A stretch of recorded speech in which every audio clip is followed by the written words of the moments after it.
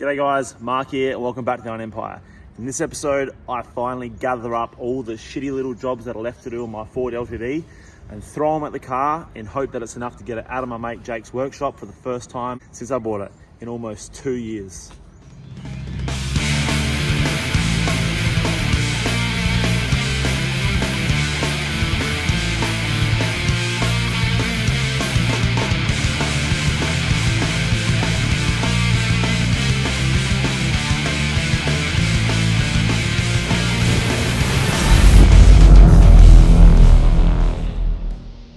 Welcome back to the channel. If you're new here, please subscribe and check out the back catalogue of videos I have on cars just like this one. We've got a heap of builds on the channel, including my 1983 FD Ford LTD, which I purchased way back in November 2020 for, I reckon it was like 2,200 bucks I paid for this thing. And there has been a few videos on the channel with the car, but only recently I knocked out my very first full respray on this car, and super pumped with how it's come up so far. I've finally finished up all the things that I wanted to get done down here at my mate's workshop in order to finally take the car home and finish it off there and get it on the road and actually enjoy it.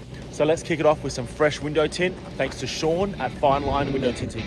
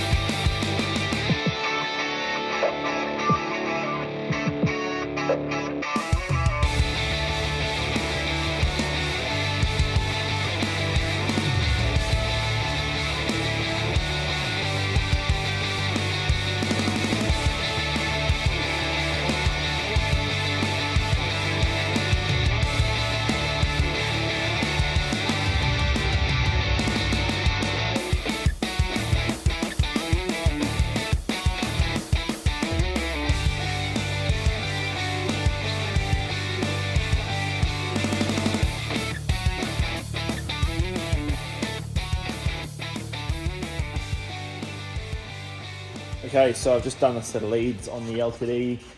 We had to pinch one months ago for the XE panel van and couldn't be bothered doing them. So I've been driving in and out of this spot on 5 cylinders for like 3 months. So I finally done a set of leads. They're a pain to get to on the cross flows, but at least that's done.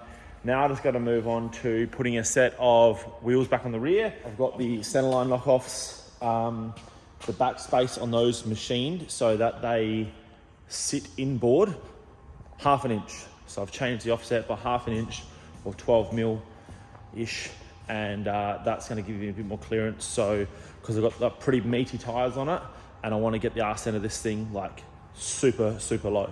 So to do that, that's going to work out really good. Now it's got to continue on with all the boring stuff like window regulators, which are all broken, some working, some not. Once they're all done, door trims can go back on and the car can start looking like a complete thing yet again.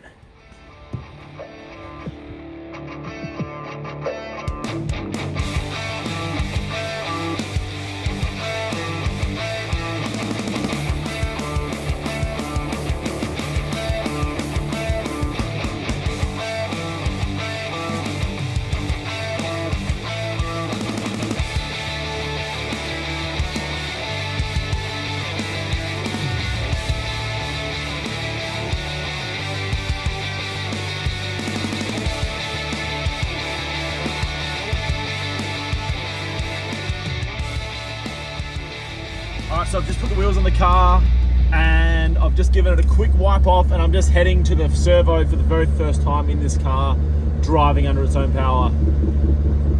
Uh-oh, I got a noise. I literally got a noise as I said that. Oh man, I test drove up and down the road, it was all good. Now, I got noises. I better check what's up.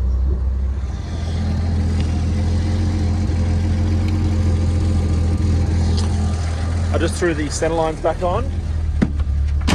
I just threw the center line copies back on, and I may not have tightened the wheel nuts up properly.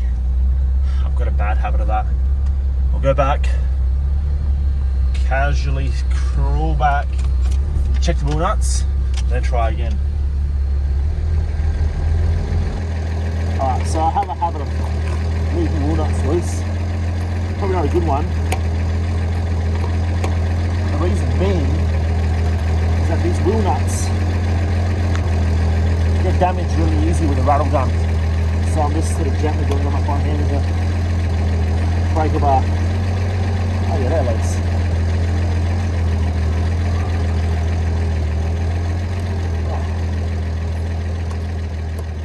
They're so loose. Okay, so now the front wheel nuts are loose. I swear I'm not incompetent. What's happened is these wheels I've put on for the first time, and I haven't actually driven on them. So I haven't rattled them right up or sort of reefed them up tight, and I've forgotten about it, is the short story. But basically, because they're new wheel nuts, new wheels, I was trying to go on gentle, and I didn't want to sort of damage them. But in doing so, I didn't do them up enough. So I've got Jake coming down with the breaker bar now to tighten them up, and then I can finally go get some fuel. Idiot. But while I'm standing on the side of the road, we can at least marvel at how good this thing is looking.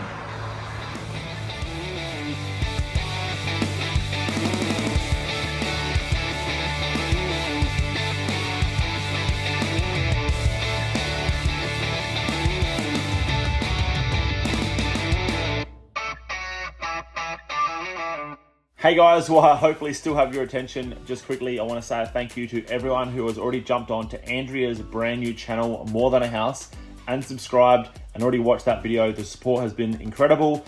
For those who haven't and want to see another channel we've got on the go, Andrea's got a little shack she's purchased. We're turning it into an Airbnb. We're doing a heap of renos and stuff like that. So for those who are interested in that sort of thing, go to check out that channel right now. The first video is live, and tomorrow morning at 8 a.m, episode 2 goes live. I'll put a link in the description below for those who want to check that out. But for now, let's get back into some car stuff. All right, so now we are working on the paintwork yet again. It's been obviously a couple of months since it was painted, so it's had plenty of time to cure. And as I'm doing some reassembly, there's some points that I have to address before the trims go back on. Obviously, it's just gonna be way too hard to try and polish around certain things that go on the car. So where we're at is addressing some of the runs. Now, there were some areas that I went on a bit too heavy with the clear coat, and it did run. And this is what happens when you're a rookie. So we're gonna block some sections back, and then work our way down through the grits into about a 2,000 or 3,000 grit paper, which is gonna get that all nice and flat, ready for a good polish. So let's get set up and address some of these runs now. All right, on the ground now, and we are addressing these runs. As you can see, there is a massive amount. This is excessive, stupid amounts. The process here is to take the tops off of the runs, and we're gonna use a tungsten block. This is got a really square, sharp edge, and basically you just want to shave down these tops until it's flat with the rest of the paint, obviously not going through the clear. And then we proceed with some blocking with some sandpaper down to a point where we're ready to polish. So let's slowly work on a couple of runs, and I'll show you how it looks as we progress, and then I'll just continue on until this is all out. So what the process is here, now that it's all been scraped down with the tungsten block, it's then to a point where we've got to sand it with some sandpaper. I'm beginning with 1200 grit paper, and then working my way down 1200, 1500, 2000, and then ultimately you really want to finish with like a 3000 to give it the smoothest finish possible before we start polishing. Now, generally I'd put a little bit of masking tape down the edge of this door to make sure you don't go through, but there was a run right on the edge, so we had to be super careful here and just do our best. All right guys, so next day, and I thought I would show you all a section that I've already done. I've done this a month or two ago just to practice and sort of get a little spot and see how well it come up. And you'll see clearly here between the front and the rear door, the runs are quite significant on the front door, and I managed to block the back ones out, which were probably a similar amount of runs on the rear door. Got that all smooth, polished that all, and looks really nice. Also, you'll see here, I done a bit of a trial with a gold pinstripe, which I got through Scott at LS Signs. You would have seen him on the Sandman video when he sorted out my Sandman's decals. Looks amazing. Once this is all blocked and polished, he's gonna go ahead and put these gold stripes on the LTD, and I can't wait. It's gonna look so good.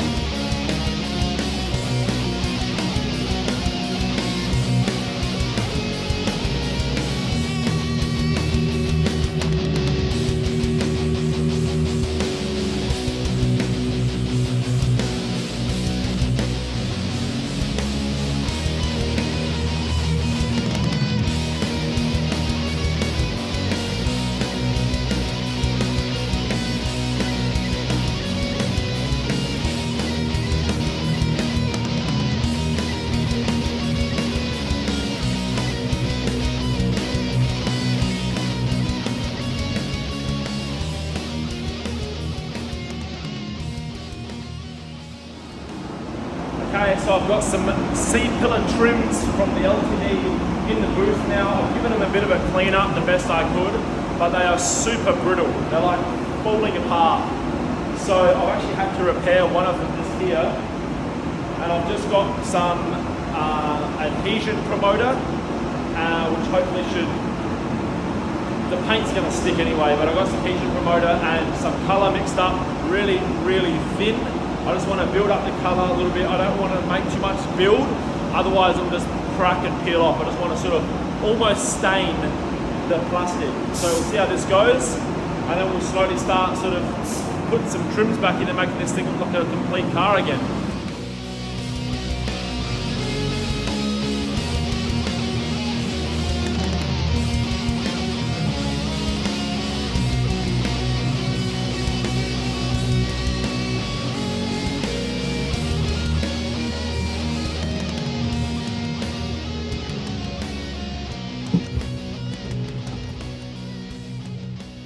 Okay, so I'm just going in with these C-pillar trims. As you can see, they are super brittle and sun damaged. They're sort of pretty warped actually, but they're gonna do the job. Once I get them in carefully, don't touch them ever again. Once these are in, the parcel shelf will go in, which I've just retrimmed. That come up pretty nice. I used a similar color and used some spray adhesive, applying the new fabric, doing one half at a time so that I don't sort of stick it down and mess it up. So carefully got that retrimmed, trimmed it up with a razor blade. That sits really nice. I haven't bothered with all the cutouts for the speakers and everything yet, because the headrests that got to go in this car, they'll be a little while off. I've got to paint them and stuff. And so for now, we'll just put the parcel shelf in all smooth. This will look nice and clean. And I'll later go ahead and cut them out, put some nice speakers in the back. And yeah, but the main thing is getting all this stuff in place so I can finally put my rear Venetian in. I've been hanging to get this thing in the car. So here's the Venetian that I sprayed up this morning. This came out of my XE Falcon and it was sprayed black. I bought this secondhand years ago and I painted it black, which it already was. And then I ran it in that car. When I sold that car, I took it out in preparation for the next car that I was gonna buy because I knew I'd have another one. And yeah, got that sandblast, the boys down the road blasted it for me. So that was like bare metal, and then resprayed that this morning in a bit of acrylic Ford snow white paint that I had left over. So I've sprayed those along with the side louvers as well. So we're gonna get that in the car now, see what this thing comes out like.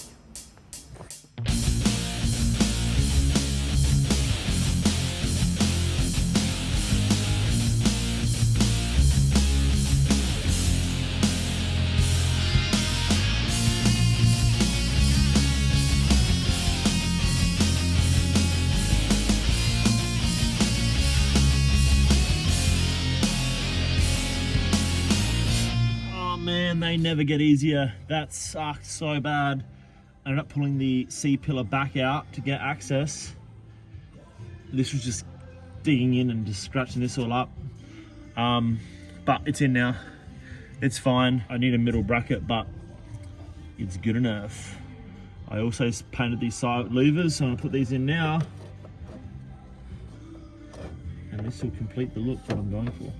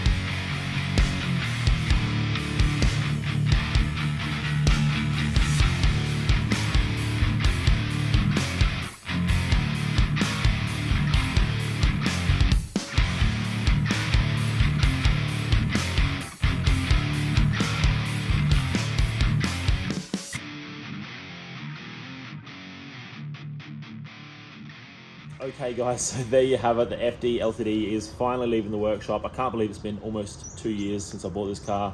A huge shout out to Jake for letting me have it here this long, let me do the whole build there. Yeah, could not have done it without him, and a lot of other help along the way from others as well. Thank you to Josh for getting stuck into it and polishing it this week for me. Come up freaking mint. Polishing is definitely not my forte, so super pumped that I had a backup there. And also Scotty from LS Signs, he's done some pinstriping for me, but unfortunately we didn't get that done this week. But we'll get that done very soon because I'm super keen to see that gold pinstripe on the Sovereign Gold LTD. It's gonna look so good. The final weather is just around the corner and I'm gonna be thrashing this thing. I've still got to throw the interior back in it. A little bit of fine detailing to go in there, but for now, I'm so pumped on how this thing's turned out. As usual, don't forget to like, comment, and subscribe to the channel. It does help the channel grow immensely, so the support goes a long way. Don't forget also to check out the online store, the pre-order for the 2 t-shirts, Build It, Break It, Fix It, and Bleeding Knuckles Forever. Both designs are up, available on the store right now, and the pre-order is available for 1 more week only. So get in, guys, place a pre-order, and I'll have those sent out within a fortnight. Thanks for coming back, guys. See you in the next one.